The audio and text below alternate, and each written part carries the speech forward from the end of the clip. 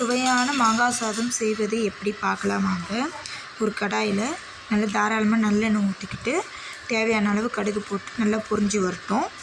கடுகு பொரிஞ்சதும் ஒரு பிடி கருவேப்பிலை போட்டு அதையும் நல்லா பொரிஞ்சு வரட்டும். பொரிஞ்ச பின்னாடி 2 பச்சை மிளகாய் கிள்ளி போட்டு அதையும் நல்லா வதக்கி எடுத்துக்கோங்க. அது வதங்கினதும் ஒரு 4 காஞ்ச மிளகா போட்டு அதையும் நல்லா வதக்கி எடுத்துக்கோங்க. அப்போ தான் காரம் இறங்கும். காஞ்ச மிளகா வதங்கினதும் கடலப்பருப்பு, உளுத்தம்பருப்பு, கலக்காய் கொட்டை 3த்தையும் போட்டு அதையும் நல்லா வதக்கி எடுத்துக்கோங்க.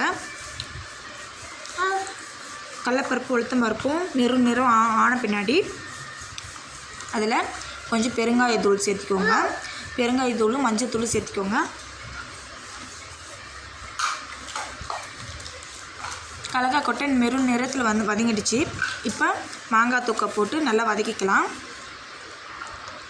மாங்காய் தொக்கை போட்டு மாங்காய் சீவி அதில் ஸ்லைஸ் பண்ணி இது பண்ணி வச்சுருக்கோம். அதை போட்டு நல்லா வதக்கிட்டு தேவையான அளவு உப்பு போட்டு வதக்கி எடுத்துக்கோங்க. இதில் சூடான சாதத்தை போட்டு கலரி எடுத்திங்கன்னா மாங்காய் சாதம் தயார். இதில் கொத்தமல்லி போட்டு இறக்கிக்கோங்க. என்னோடய வீடியோ பிடிச்சிருந்தால் லைக் பண்ணுங்கள், ஷேர் பண்ணுங்கள், சப்ஸ்கிரைப் பண்ணுங்கள். ஓகே, பாய்.